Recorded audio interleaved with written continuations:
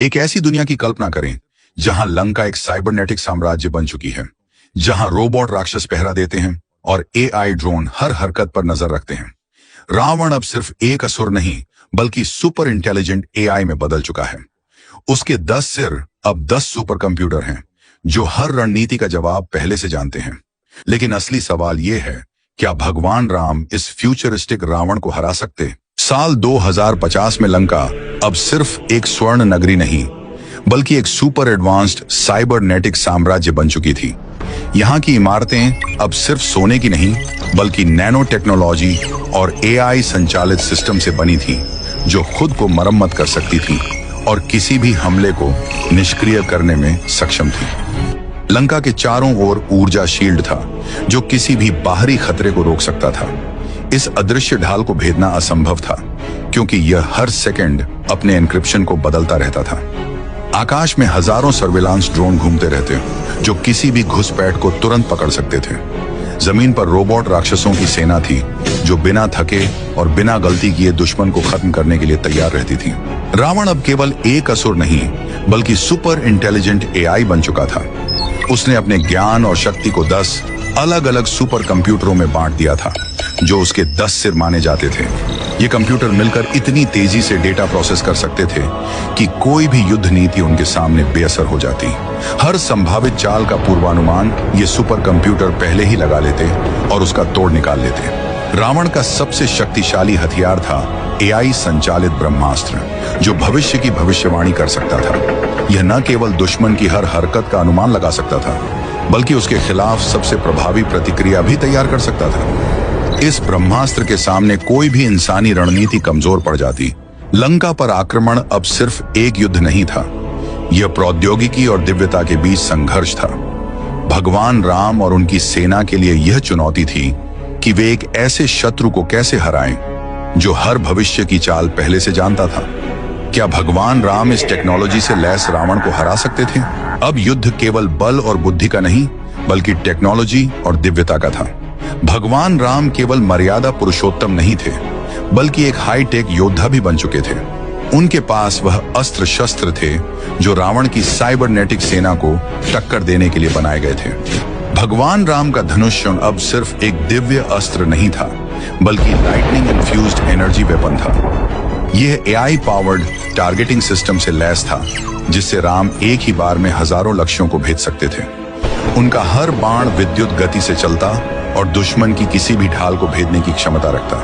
वानर सेना अब सिर्फ बलशाली योद्धाओं का समूह नहीं थी, वे बायोनिक अपग्रेड्स के साथ ऐसे सैनिक बन चुके थे जिनमें सुपर ह्यूमन ताकत और स्पीड थी। उनकी आंखों में इंफ्रारेड स्कैनर और हाथों में प्लाज्मा गन थी। वे बिना रुके लड़ सकते थे और किसी भी साइबर राक्षस को परास्त कर सकते थे।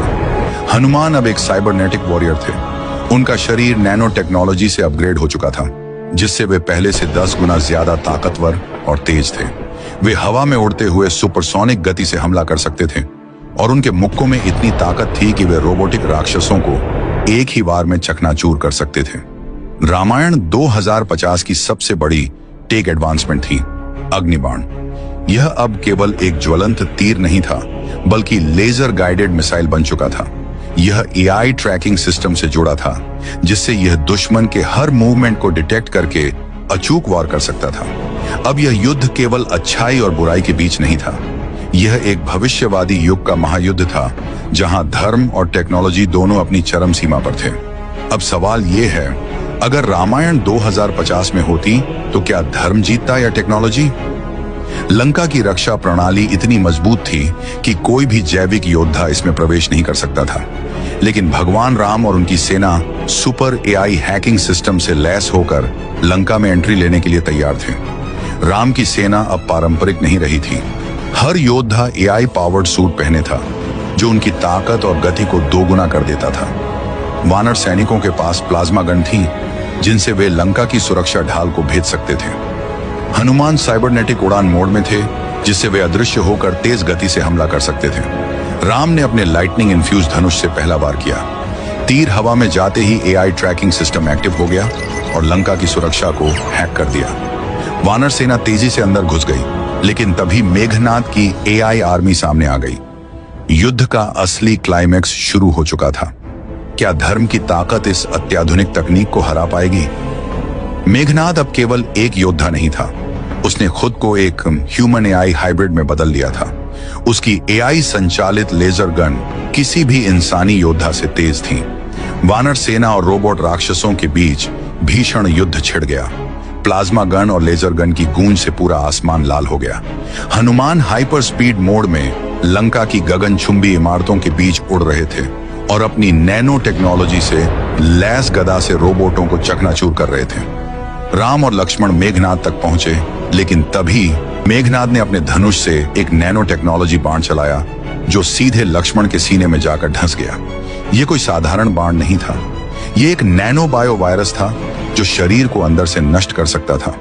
हनुमान तुरंत संजीवनी बूटी लाने निकल पड़े, लेकिन संजीवनी इस तकनीकी हमले को रोकने में सक्षम नहीं थी। लक्ष्मण के शरीर में नैनो रोबोट्स फैल चुके थे और उनकी ऊर्जा तेजी से खत्म हो रही थी। तभी राम ने अपने डीएनए हीलिंग प्रोग्राम को एक्टिवेट किया, जो एआई बायो वायरस को मिटाने में सक्षम था। लक्ष्मण की हालत सुधरने लगी, लेकिन राम को अब रावण से निपटना था। रावण अपने सिंहासन पर बैठा सुपर एआई ब्रह्मास्त्र को एक्टिवेट कर चुका था। उसके 10 सिर अब 10 एआई सुपर कंप्यूटर थे जो एक ही समय में हजारों युद्ध रणनीतियां सोच सकते थे। राम ने अपना लाइटनिंग धनुष उठाया, लेकिन रावण पहले ही उसकी चालों को पढ़ चुका था। जैसे ही राम ने बाण चलाया, रावण के एआई सिस्टम ने उसे हैक करके हवा में ही नष्ट कर दिया। राम, तुम मेरे ब्रह्मास्त्र को कभी नहीं हरा सकते, रावण की आवाज गूंज उठी। राम मुस्कुराए। उन्होंने एक नया ब्रह्मास्त्र निकाला जो एआई से बना ब्रह्मास्त्र था। यह कोई साधारण हथियार नहीं था, बल्कि एक डेटा डिलीट प्रोग्राम था जिसे रावण के एआई सिस्टम को मिटाने के लिए तैयार किया गया था। राम ने मंत्र पढ़ा और एआई ब्रह्मास्त्र को रावण पर छोड़ दिया। रावण के 10 सिर कंप्यूटर स्क्रीन की तरह ब्लू स्क्रीन में बदलने लगे। उसकी पूरी कोडिंग बिगड़ गई। लंका की रोशनी बुझने लगी, रोबोट राक्षस निष्क्रिय होने लगे और आखिरकार रावण का डेटा हमेशा के लिए मिट गया। लंका का सुपर एआई सिस्टम ध्वस्त हो चुका था। वानर सेना ने विजय की गर्जना की। हनुमान और लक्ष्मण राम के पास खड़े थे। राम ने आकाश की ओर देखा। आज धर्म ने तकनीक को नहीं हराया था, बल्कि दिव्यता और तकनीक का संतुलन बना था। तो दोस्तों, अगर रामायण 2050 में होती तो क्या सच में धर्म की जीत होती या एआई का राज? आपके हिसाब से क्या होता? कमेंट करके जरूर बताइए। अगर आपको ये वीडियो पसंद आई तो लाइक करना मत भूलना। और हाँ, हमारे चैनल पर और भी ऐसे दिमाग घुमा देने वाले एनिमेटेड वीडियो हैं। अब इस वीडियो को देखिए, ये कहानी आपका दिमाग हिला देगी।